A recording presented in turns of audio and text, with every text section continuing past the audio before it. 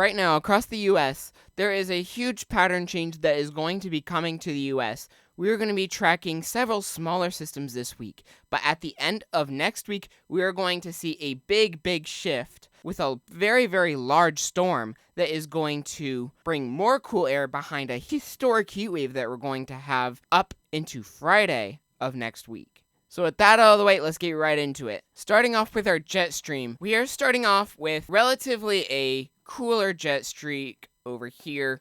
This is bringing some cooler air to the Great Lakes region, the upper Midwest, and the Northeast. You guys have been used to all the cold this year, and it's just going to continue for the next couple of days. We have a small system with a disturbance down over here that is also going to move out as we head into late Sunday, early Monday. We are starting to see a big ridge buildup, especially in the central U.S., and this is going to allow for a lot of heat to build up. And eventually, as we head further into Friday, it is going to be very, very far to the north. And this system behind it is really trying to drive up all this Gulf moisture, and this is going to produce some heat. After this, it looks like we're going to have one large system that is going to kick this thing out of the way, and this could potentially cause some minor to severe weather. It could potentially be placed anywhere from Michigan all the way down into Louisiana.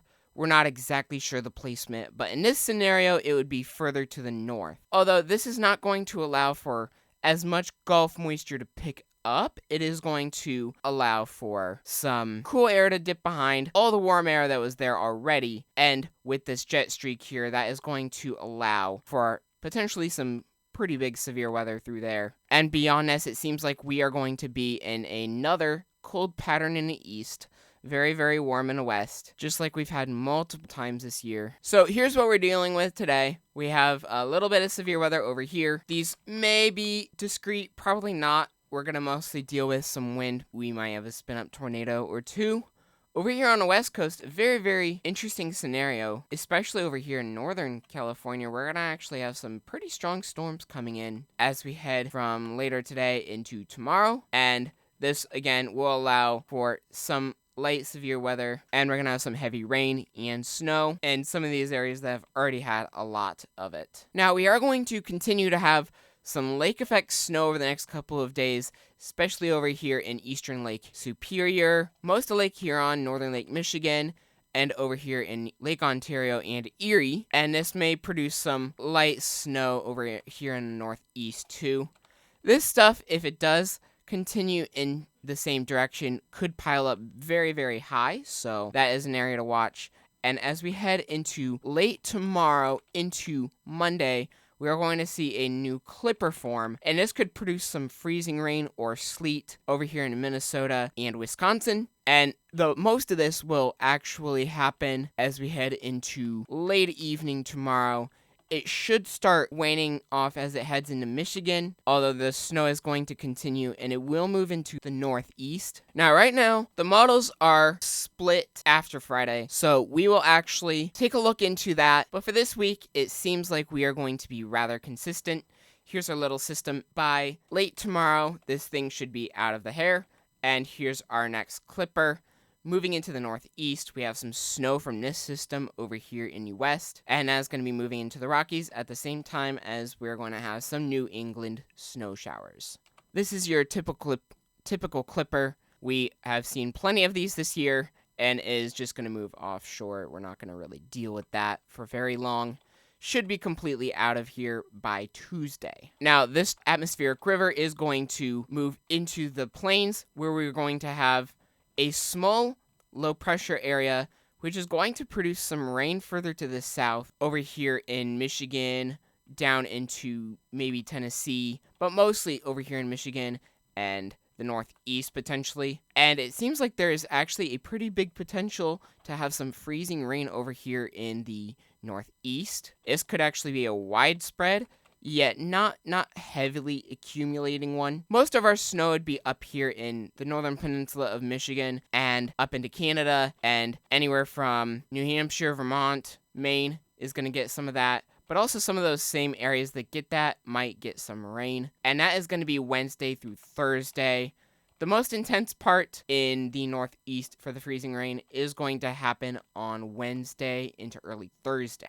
Now, big things change as we head into Friday. We have a potential, here's our severe weather potential right here, and we could have one day on Friday and another one on Saturday down here in the south. The models have not been congealing this into a very big system. I mean, it's big, but it's not intense. So we have some snow up here and some light snow behind it, but it's not anything super crazy. Though this could change, it is a little under a week out. And almost guaranteed behind this system, we are going to have some cooler air, especially down here in the south, compared to normal. And again, behind us, we're going to have some light lake effect snow. We're going to have maybe even more clippers. The GFS is coming back to a heat wave pattern, but there is a big difference at the very end of the European run. Here's our little system in the southeast moving off by Sunday. Maybe we have our clipper from up here maybe combined with that one.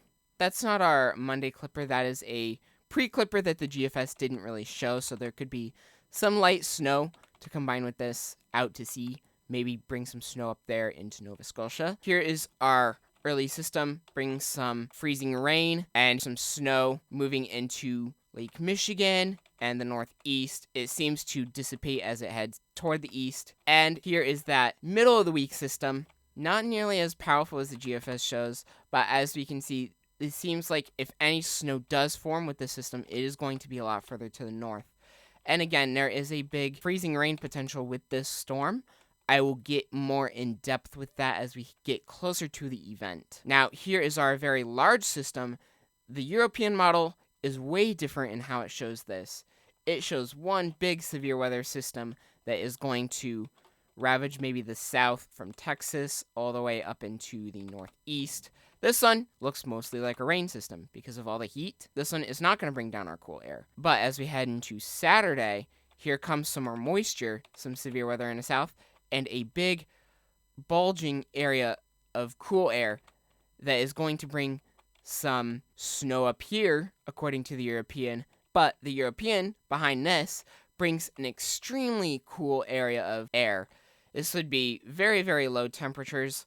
I will show you those in a little bit. You can't really tell on here, but it is very, very strong. Here's our temperature anomalies over the next little bit. We do have below average temperatures over here in the northeast. We have continuous below average temperatures until maybe Monday when our warm air is going to shift more to the east, and those in the northeast are going to start to feel the warm air. We are going to feel some very, very warm temperatures. We could be 20 to 30 degrees above normal, and look at Friday. Even more intense. Well above average temperatures way into Canada on Friday. And it moves to the east on Saturday. And eventually, this is going to be kicked out by some cooler air.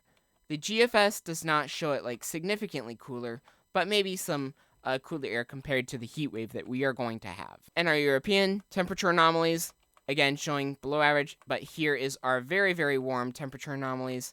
And here is Friday. The extreme temperatures do keep it to the south on European, but more extreme further to the south. Not as far to the north as the GFS, but still very, very warm air. Going to get kicked out by some slightly below average air. The European has this really cooled area of air here, and it brings very, very cold temperatures into the east. But this is Saturday, January 16th, and this could very well change. In fact, it already has changed. The last long-range European model was showing heat and cold air in Canada. Now here's what those temperatures could look like as we head into the peak of the heat wave. We could have some 60s up into Kansas and Nebraska as we head into Wednesday. That is going to be your warmest day. And then our second surge of warm air is going to potentially bring 60s all the way up, maybe even into Michigan, Upper Ohio and Indiana. Yesterday it was looking a lot more extreme, but our 70s were looking quite far to the north. This time they make it up into Kentucky, before again kicked out by some relatively cooler air than normal, and beyond that we're not exactly sure. Now I do want to mention that severe weather potential again. Here is some energy that we're going to have as we head into Friday. We have a big band of Cape all the way up into Michigan potentially. So this could fuel a severe weather outbreak as far north as southern Michigan, or as far south as the Gulf Coast. So we'll continue to look at that to see where this is going to be placed, but there is going to be some potential left into Saturday and Sunday yet. I will see you again very soon, whether it be in a short weather video or another one of these deep dive videos. So I will see you very, very soon.